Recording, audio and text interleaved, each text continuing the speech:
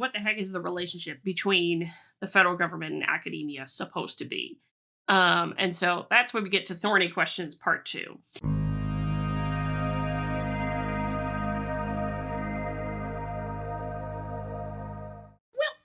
I was planning to talk about something else today, but as occasionally does happen, certain things come up that draw my attention back to other things, and this happens to be one of those cases. So, if you recall from last week when I started talking about thorny questions and thorny questions that do need considerable time and thought to answer, to ponder, to come to conclusions about. I talked about this particular article as part of that discussion on thorny questions, how to save higher ed and the serial abuse of American taxpayers, which was an opinion piece written by Christopher Rufo, or at least I think it's an opinion piece anyway. It's not labeled as such. That's why I'm just saying I think it is. But anyway, where he debuted the Manhattan Statement on Higher Education, and a number of different folks commented on it. Now, this is, of course, where it's really, really interesting, and this is why it came back on my radar, is because the release of the Manhattan Statement prompted an awful lot of pieces to come out. And that's the reason I wanted to come back to this in terms of thorny questions is, the thorny question I was asking in the last video was about what should the relationship be between higher education and the government? What should that relationship be with higher education and society writ large is the even larger question to deal with. And so that's where it got very interesting in reading it and seeing some of the feedback to the Manhattan Declaration, not the Manhattan Declaration, excuse me, the Manhattan Statement. There's a lot of interesting feedback that came with that. So it prompts me to go back and revisit the question. And the reason I go back to revisit the question is because minds can disagree. Reasonable minds can disagree on what that relationship should be and what should be done when you think, in particular, that universities have failed at their mission and or are failing at their mission. For example, this one came from, this is written by John Tomasi, who is the president of Heterodox Academy, and talks about what he thought the Manhattan Statement gets wrong with respect to that. And the truth is, he highlights it himself, I'm sorry, is that they're so damn similar. The real disagreement goes back to my thorny question, which is what should that relationship be between the government and academia? What should that particular relationship be? Because for all practical purposes, the things that the Manhattan Statement was asking for and the things that Heterodox Academy wants are actually remarkably similar to each other. There are just certain things that they disagree with. And it's all to the I should rephrase that. Certain things that they disagree with respect to how to go about getting these things done. And this is where reasonable minds could disagree. And this is where we go back to, again, the how, and this is where we go back to the thorny question of what should that relationship be between the federal government and academia. And I think I talked about this the last time, in that I think, for myself, looking at it, obviously, having the federal government be entirely in control of academia is a really bad thing. Plenty of historical precedent to say that that's a really, really bad idea. And, we can look at some of the things going on in the world today and know that that's a really, really bad idea. Vis-a-vis China would be a good example of that, because the Academic Freedom Index, which measures the freedom of university faculty and scholars to work and research as they see fit, is very, very low in China and much higher in the United States, for example. Reason being, because it's so low in China, try critiquing the government there, right? That kind of thing ends badly. So we know the one extreme that we would not go to, or at least that I certainly would not go to, I'm doubtful that a whole lot of people would disagree with that. But then there's the question of, do you just let the universities go free reign and freewheeling and what have you? And this is where the argument is different between Heterodox Academy and others who signed the Manhattan Declaration. And we're going to get a little bit into that because Lee Jussim published an excellent Substack today responding to all of this and explaining why he was one of the signers of that Manhattan Statement. I kept calling it the Manhattan Declaration. I apologize for that, but I don't know why. I've got declaration in my head for some reason. But this is the point that Heterodox makes. And it's actually this one where there is probably the biggest in the world disagreement between everybody here, where it's, federal action to reform our universities. It's not what Heterodox Academy is calling for. And to be fair, that is not ever what Heterodox Academy has called for. And you can be very blunt with that. They've always been about changing the internal institutional culture and the like with that. I'm not 100% sure that that's made things go very much better than they have been, with some exceptions. I think there's actually been a great drive to change things at MIT, for instance, after Dorian's cancellation there a couple of years ago. Been quite a drive to change things there and improve situation. Columbia, you started to see some things move in a different direction, but that's been with the impetus of the federal government. And so again, we have to come back to the thorny question here, which is always going to be, what should that relationship be between, well, not always going to be that, but in this case it is, what should that relationship be between the federal government and academia? And here's the point that I want to make with this, is that even some of the authors of some of the signers on the Manhattan Statement don't agree with everything that's in the Manhattan Statement, but agree for needs for reform is where the argument is going with this. So this is from Lee Jussim's Substack on Safe Science, which is an excellent read, and I highly recommend. Why I signed on to the Manhattan Institute call to reform academia, the Manhattan Statement. This is just a reprint of the Manhattan Statement, so I'm not going to go look at that, but I will go down here to his commentary a little bit. So he explains in here why he decided to sign it and what his things are. And let me see here. Here we go. This is where he disagrees. And I think he said this on X too, or rather on Twitter. But let me take it a little bit here, because he explains why he decided to sign it.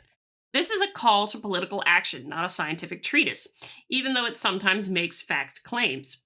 This is true. The Manhattan Statement does make some factual claims in there. As such, I have different standards for signing my name to something like this than I would for a scientific paper. Science is usually about some version of discovering or figuring out things that are actually true. Political activism is about changing something, the world, the nation, the locality, even one's workplace. The Manhattan Institute statement is a call to reform. I did not sign on because I agree with every statement it makes, which I do not. Point to be taken with this is that reasonable folks can disagree here about all of this. And that's a great thing when you're talking about some of these thorny questions. In particular here, because the reason this thorny question keeps coming up to my head is because of now this kind of debate and discussion of like, well, okay, academia has problems.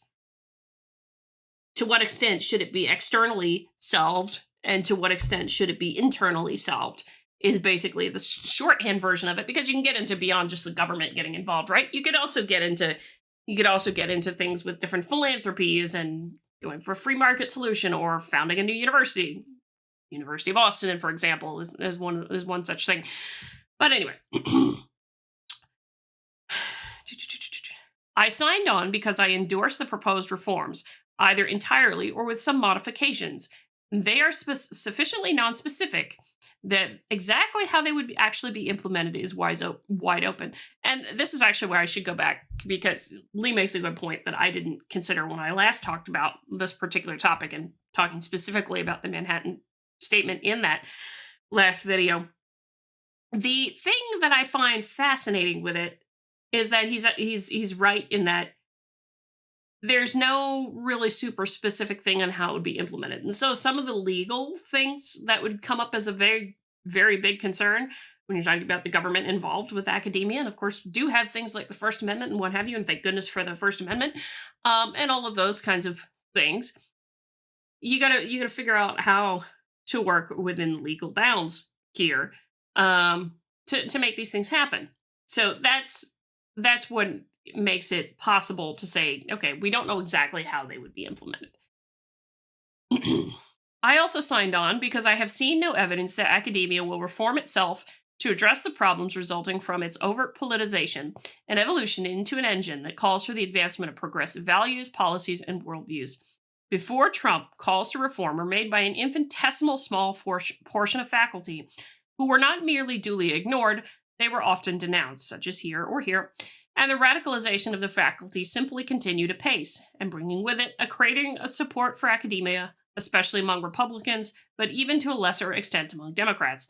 Now, if you're downing on that one, go back to the poll in question that I talked about in the last video, actually, because that actually shows the decline in trust amongst all the different groups of people over time.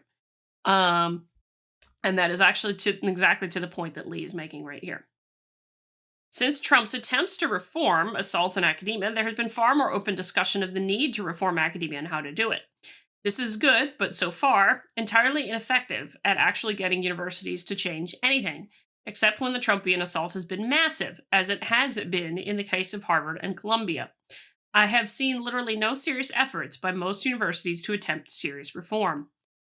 Don't get me wrong, in my academic utopia, universities would chart their own reform courses. Administrators might enlist reform-minded faculty at their institutions, and perhaps scholars outside the institution who have been advocating for reform as consultants, and begin mapping out and implementing changes. Changes, yes. But I've seen no evidence that anything like this is happening. There's absolutely no reason to believe that American universities were going to embrace anything remotely resembling the reforms described in the Manhattan Institute statement, without unnecessarily draconian and ham-handed policies, strongly suggesting that unnecessarily may be misplaced there. So this is actually where I might disagree a little bit with Lee in terms of what I see going on.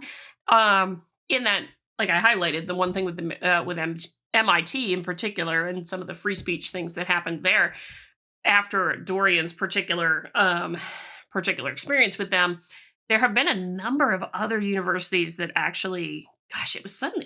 I remember talking about it in a different video, but it was a extremely large number of universities that last fall adopted institutional neutrality statements. And that was one of the things both the HXA and the Manhattan Statement are saying, hey, we should do that. So that's the point. I don't entirely disagree.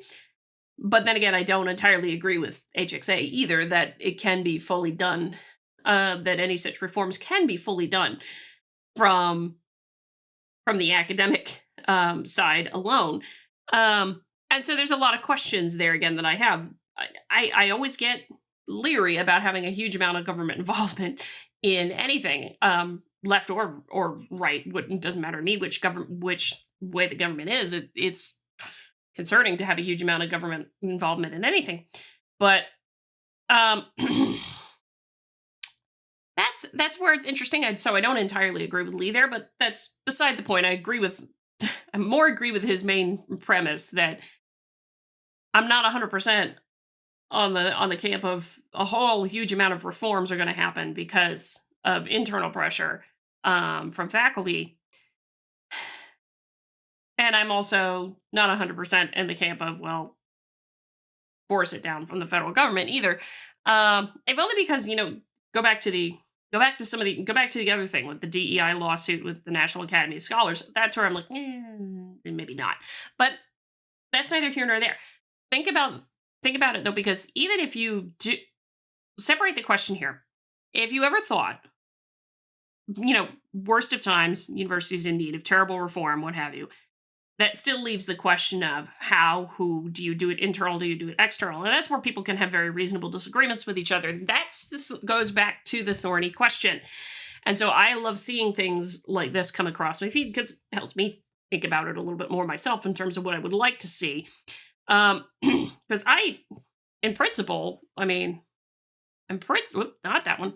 Let me go back here. In principle, I agree with a lot of the ideas in here, actually, as to what the university should be and what they should embrace and what they shouldn't embrace at all. So it's just a question of how do you get there. And we'd have to see. I'd be curious to see how it would evolve. The Manhattan Statement is sufficiently vague that you really don't exactly know how you would implement it. But I'm also of the mindset that there's probably ways that it could be a little bit of both. That there is a little bit of both involved, that, academia does get involved in regulating itself, yes, but when necessary, then you have the federal government involvement. And then how much? How much or how little? That's the interesting part of the question that I don't really see anybody flushing out just yet.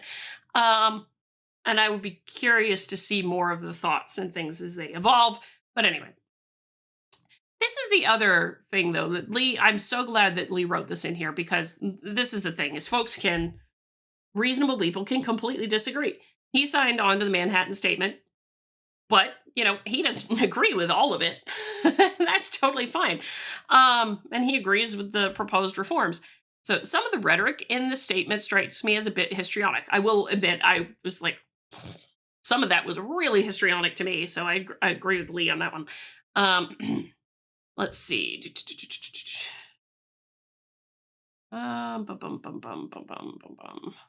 Yeah, because this is actually in the statement. Revealed their animating institutions of higher education finally ripped off the mask and revealed their animating spirit, racialism, ideology, and chaos. Chaos is rare. Truthfully, not super chaotic at most universities, I don't think. So I agree with that. No idea exactly what that refers to in there. I read that in the Manhattan Statement. I'm like, huh? Animating spirit. Yeah, no. That's not true for most academics I know. It might be true of some of the administrative folks for sure, but not most of the academics, I don't think. So, but either way, Lee gets to the point here. There's a point that everybody can agree on, even if you don't entirely agree with everything in here. I think most of the reforms it calls for are necessary and justified, and all of the reforms it calls for would be valuable, albeit in potentially modified form. Again, I will give just one example. So the reforms in question. Universities must cease their direct participation in social and political activism. Agreed. The proper vehicle for criticism is through the individual scholar and the student, not to the university as a corporate body, which is basically what's in the Calvin report, actually. Mostly agree with this. It is essentially a call for universities to adopt institutional neutrality. However, the Calvin report, which established institutional neutrality as a guiding principle for the University of Chicago, included exceptions for policies that directly affect the university. For example, policies governing indirect costs on grants or the deportation of foreign students enrolled in the university. Yeah, the university has a direct stake in that, and they should say something. There you go. The Manhattan Institute statement includes no such exceptions, and it should. I have similar quibbles with many of the proposed reforms. However, the Manhattan State... Okay, I think I pointed this out to Lee privately. This is a goof. This is... This is a goof here that something is I don't know what happened with that, and that's something there to fix. I'm sure there was something more that was meant to be said right there.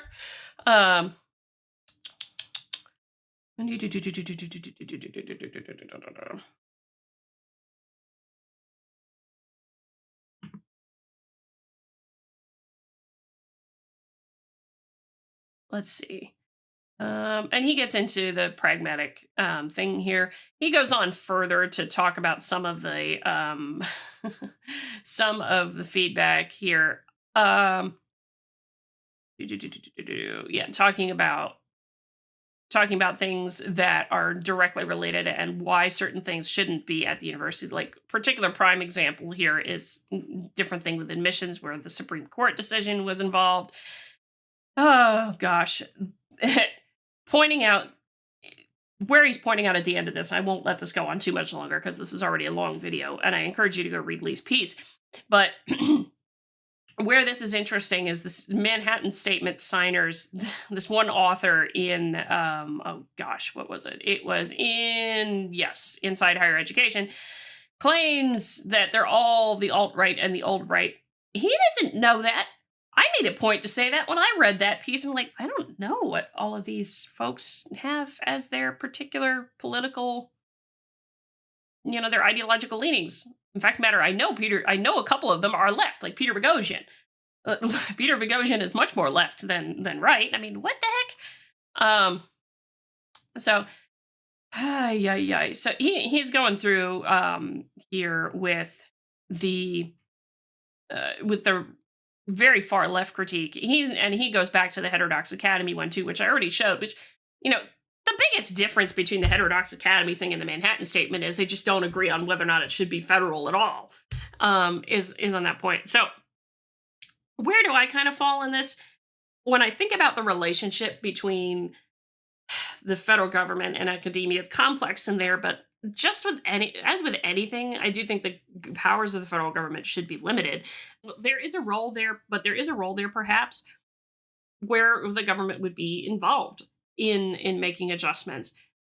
But it should be very limited, and we should be very mindful not to toss over a huge amount of power to the government, because we can know how that ends just by a look at history. So that's all I wanted to say with this, is that thorny question, this whole argument about the relationship with the academia and the federal government and how do you reform academia if you think it's going wrong, leads me back always to that lovely thorny question of what the heck is the role and what the heck is the relationship between the federal government and academia supposed to be? And so that's where we get to Thorny Questions Part 2. There's a lot of things to love about universities. And there's a very interesting and storied relationship between universities and society and universities and the government. But there's a lot of questions there that are valid when you're looking at things like this in particular. What should that relationship be between the federal government and academia? That's it for now. Let me know what you think. I'm curious to hear your thoughts on what that relationship should be between the federal government and academia. Did you read the Manhattan Statement? What did you think of it? Did you read the HXA response? Did you read the guy in Inside Higher Ed who seems to be making all sorts of ad hominems, from what I could tell when I read it too? I read that one a little bit briefly, but lots of weird things in there. But let me know what you think. Hit the like button on the way out the door, comment on the video, share the video, subscribe to the channel, all that lovely good jazz. Till next time, I'm Adrian. Stay curious.